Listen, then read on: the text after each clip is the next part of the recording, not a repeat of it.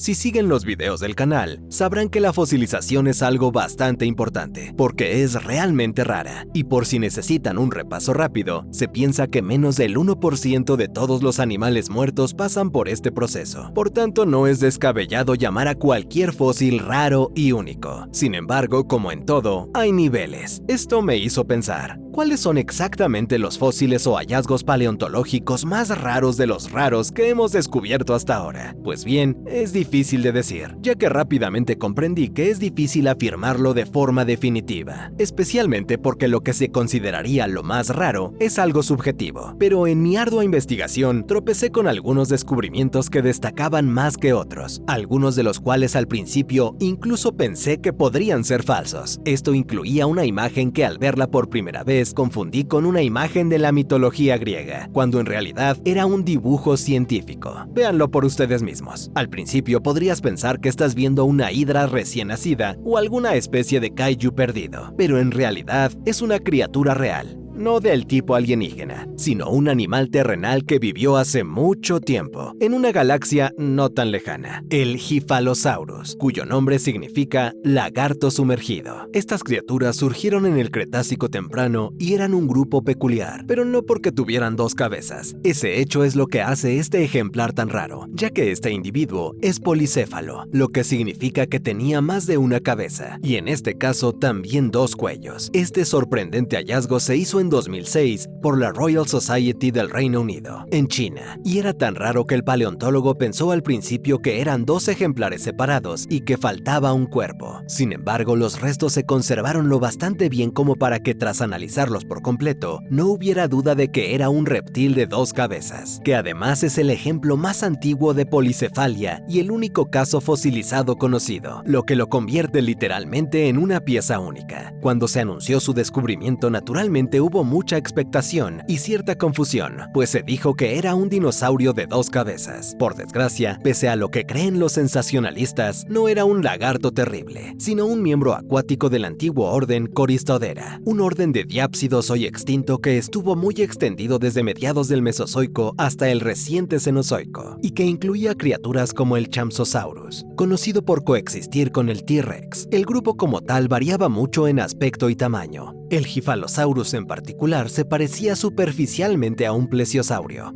aunque en miniatura, pues era de tamaño reducido. Los adultos apenas llegaban a 1 metro de longitud. Así que afortunadamente los viajeros del tiempo lo tienen aprobado en materia de seguridad.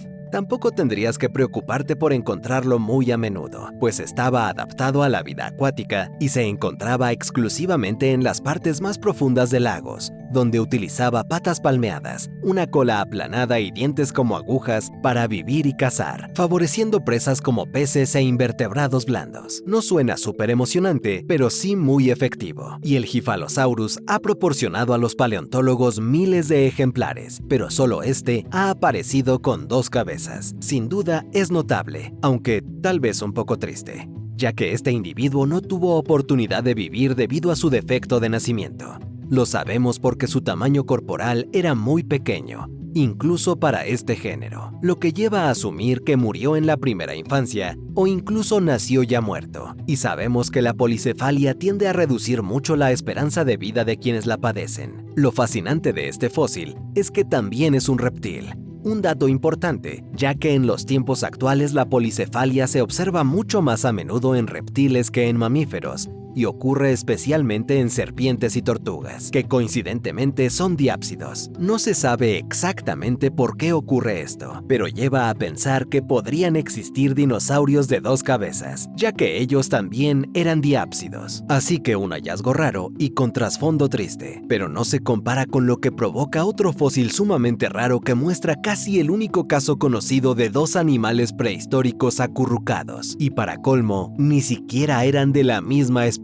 Todo empezó en 2013, cuando un equipo de paleontólogos que trabajaba en una zona del Karoo del Triásico temprano se topó con los restos fosilizados de una madriguera. Una madriguera antigua por sí sola ya es algo notable y poco común, pero también había algo escondido dentro. Un trinaxodón, un tipo de sinodonte carnívoro que había sobrevivido a la extinción pérmica y tenía un tamaño similar al de un zorro. Se habían encontrado antes ejemplares de esta especie en madrigueras, madrigueras, y quizá por eso inicialmente no se prestó mucha atención a su presencia, y el Trinaxodon quedó sin examinar durante mucho tiempo. Sin embargo, gracias a un poco de suerte, el molde fue escaneado finalmente en una instalación europea que encontró algo que se había pasado por alto en la primera revisión: otra criatura entera en la madriguera. No era otro Trinaxodon, ni ningún otro tipo de sinodonte, sino un anfibio. Nada más y nada menos que un brumistega. Pertenecía al orden Temnospondyli, que apareció por primera vez en el Carbonífero. El brumistega no era conocido por cavar madrigueras, así que, ¿qué demonios hacía un brumistega junto a un Trinaxodon en su guarida? Y no solo junto a él, sino apretados como dos guisantes en una vaina o dos personas aún en su luna de miel. Al principio la respuesta parecía fácil. Aquello no era una sesión de abrazos, sino un intento de depredación interrumpido. Pero esta hipótesis se vino abajo rápidamente, ya que ninguno de los animales era presa típica del otro, y ninguno de sus esqueletos mostraba signos de lucha, aunque en su análisis sí se observó que el anfibio estaba herido, con varias costillas fracturadas en el lado derecho y dos marcas de mordedura en el techo del cráneo. La evidencia sugiere que estas heridas ocurrieron antes de que entrara en la madriguera, y ahora se cree que fueron la chispa que encendió esta situación extraña. Tras resultar herido, los paleontólogos creen que Brumistega, agotado y adolorido, se topó con la cueva y decidió entrar a buscar refugio.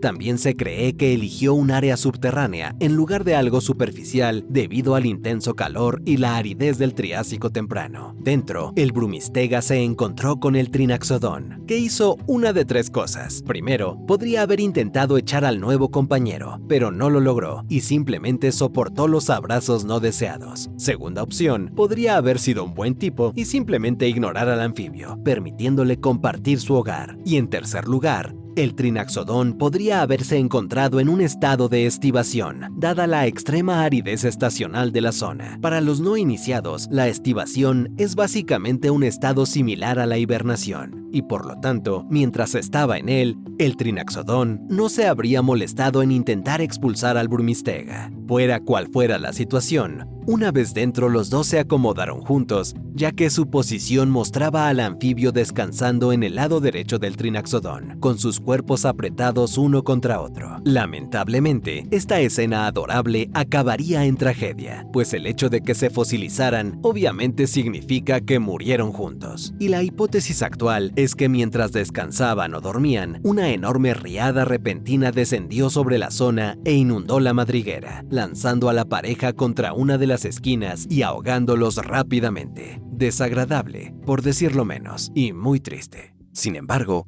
un fósil no tiene que ser triste para ser extremadamente raro. A veces basta con que sea el mismo, y la locura proviene de a quién pertenecía el fósil. Esto se ve quizá mejor en uno de los primates más raros de todos los tiempos, y de hecho, en uno de los seres humanos más raros. En 2012, arqueólogos excavaban la cueva de Denisova, en las montañas de Altai, Siberia, conocida por el hallazgo de los denisovanos, una especie humana arcaica que desapareció hace unos 30.000 años. Durante la excavación, los investigadores hallaron un único fragmento de hueso largo junto a casi 2.000 fragmentos mal conservados, sin ningún aspecto notable. Sin embargo, algunas piezas fueron sometidas a pruebas adicionales, incluidas pruebas genéticas. En el caso del hueso largo, se emplearon huellas de masa peptídicas y análisis de ADN mitocondrial, y los resultados fueron sorprendentes. Este espécimen, apodado Denny, resultó ser un híbrido humano. A veces la realidad supera la ficción, y no era cualquier híbrido, sino de primera generación, mitad y mitad de dos especies distintas.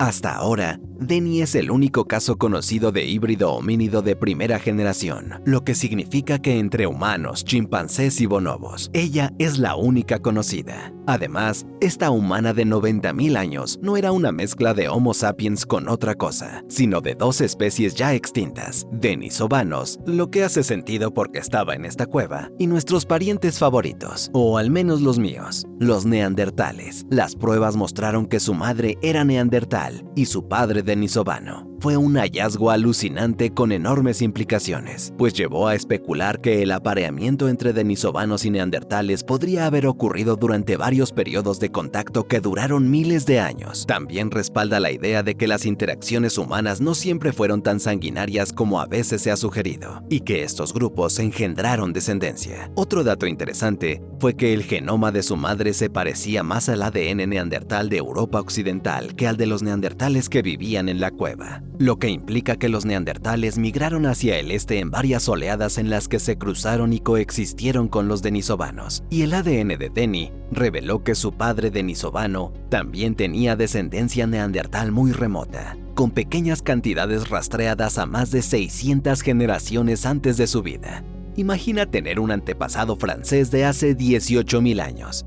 Parece insignificante, pero en este caso es monumental, porque de confirmarse, este hallazgo representa la primera evidencia fósil directa de hibridación entre especies humanas. Hay pruebas directas en nuestro ADN que apoyan todo esto, pero encontrar evidencia tan clara en un individuo fosilizado es único. Así, Denny impresionó tanto a antropólogos como paleontólogos y probablemente seguirá haciéndolo a medida que aprendamos más. Ahora, si fuera apostador, diría que no vamos a encontrar más híbridos de primera generación pronto, pero no hace falta ser literalmente único para ser extraordinario, como demuestran los dinosaurios. Es obvio que los lagartos terribles son geniales y a lo largo de los años han dado hallazgos asombrosos, pero quizá los descubrimientos más raros han sido los llamados momias de dinosaurio. El nombre es bastante directo. Son dinosaurios extraordinariamente bien preservados, que, pese a tener millones de años, conservan restos de piel en gran parte del cuerpo, lo que los hace parecer más un animal atrapado en una sequía que un fósil. La primera de estas excepcionales momias fue un gran Edmontosaurus, desenterrado en 1911, ahora catalogado como AMNH 5060. Se descubrió en una excavación en Wyoming y se convirtió rápidamente en noticia porque el cuerpo estaba en un estado impecable, casi completo, faltando solo la cola, las patas traseras y partes de la pelvis. Se concluyó que causas naturales o quizá la deshidratación habían matado a este asombroso animal, que luego se secó y fue enterrado rápidamente, dando lugar a su estado momificado, lo que permitió a los paleontólogos ver literalmente cómo era su piel, compuesta de escamas no superpuestas llamadas tuberculadas, que presentaban dos variaciones. También se señaló que la piel era sorprendentemente delicada y delgada dada el tamaño del Edmontosaurus, pero lo que realmente los dejó boquiabiertos no estaba en la piel, ya que se preservó mucho más. Los dedos y manos se conservaron intactos,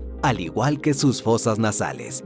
Incluso se podían ver ciertos tendones a lo largo del cuerpo, algo inédito en paleontología, lo que no es poca cosa. Y sin embargo, desde entonces esta momia ha sido superada por otras aún mejor conservadas. Esto incluye un ejemplar de Brachylophosaurus apodado Leonardo, cuyo cuerpo sigue cubierto de piel en un 90% e incluso conserva el contorno de los músculos, lo que hace parecer que murió el año pasado y no hace 77 millones de años.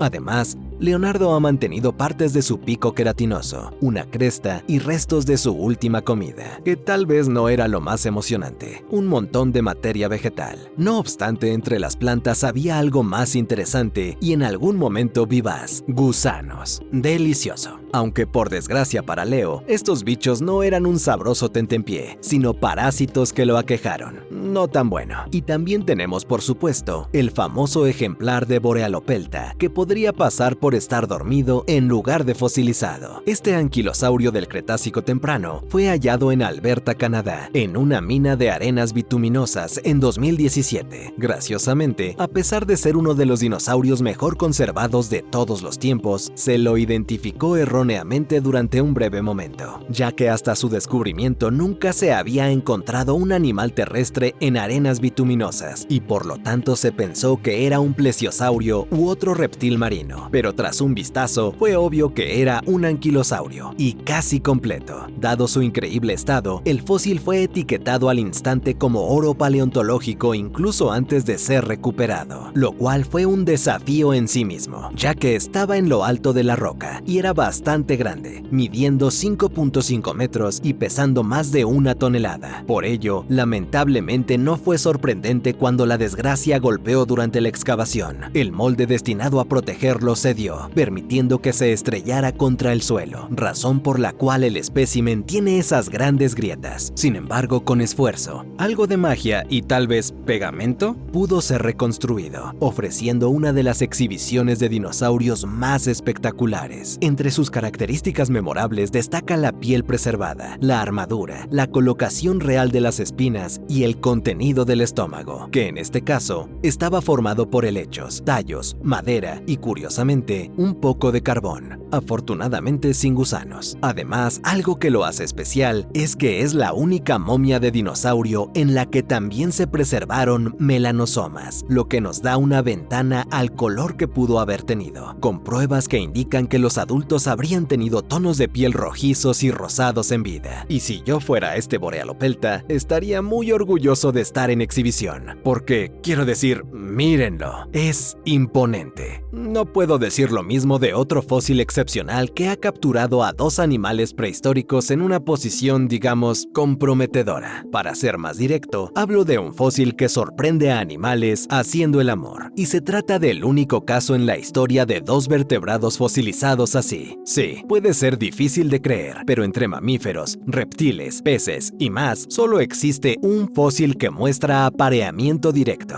Y los protagonistas, tortugas, aunque no de las que te encuentras en la playa hoy en día, ya que el ejemplar conjunto pertenece al género extinto Alaeochelis, que vivió durante los periodos Eoceno y Mioceno en varios continentes. Dato curioso, la familia a la que pertenece, la antigua Caretochelide, aún existe, representada por un solo miembro, la tortuga nariz de cerdo de Australia y Papúa Nueva Guinea, que por cierto está amenazada. Volviendo al tema, a principios de la década de 2010, este ejemplar fue recogido en Messel, Alemania, y aunque se habían encontrado otras Alaeochelis en el mismo lugar, este hallazgo era muy diferente, ya que estaba compuesto por 2 individuos distintos que estaban entrelazados y mirando en direcciones opuestas, que parece inocente. En los humanos, dar la espalda a alguien no habla de intimidad, pero en tortugas es puro amor, porque así se aparean. Bueno, en realidad no, pero supongo que estos 2 ejemplares eran un poco traviesos.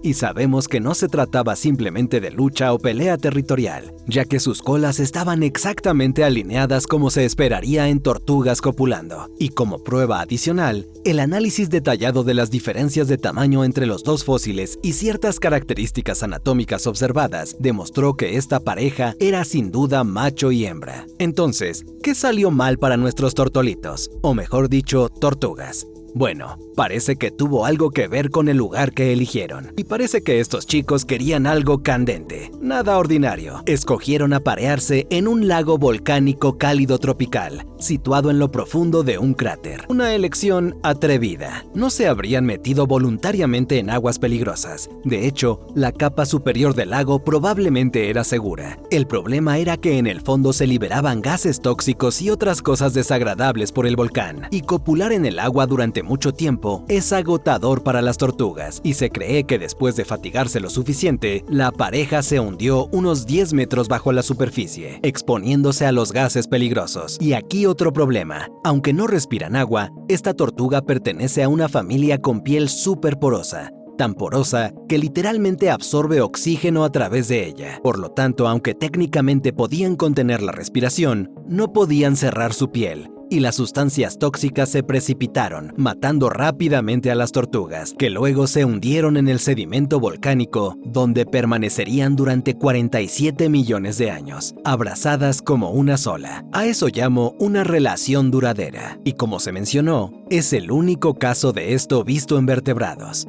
En cambio, los insectos y otros invertebrados sí llevan la ventaja, porque aunque sigue siendo raro, hay varios ejemplos en los que se fosilizaron en pleno acto. Muchos de estos casos se dan en insectos atrapados en ámbar, aunque también se extiende a trilobites. Y si tienes curiosidad por algunos ejemplares locos en ámbar, mira el video que hice sobre esto recientemente. Pero en conclusión, supongo que hay que tener cuidado con lo que haces, porque nunca sabes si vas a acabar fosilizado, ni cuándo ni cómo sucederá.